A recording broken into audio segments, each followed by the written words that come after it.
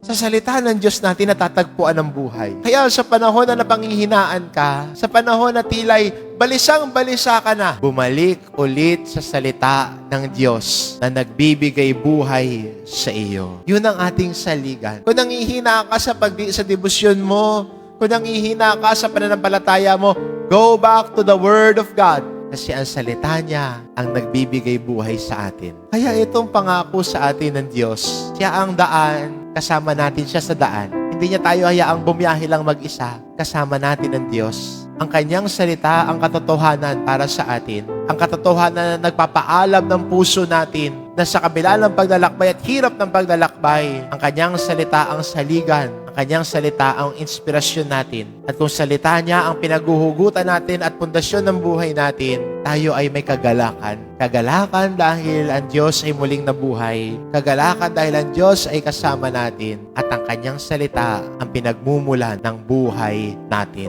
Kaya maganda sa pagdidibusyon natin ito, kasama ang Diyos, kasama si Jesus Nazareno. Siya ang daan, ang katotohanan, at ang buhay. Kaya huwag ka nang mabalisa sa dami ng iniisip mo. Lumapit kay Jesus, kasama natin si Jesus. Amen.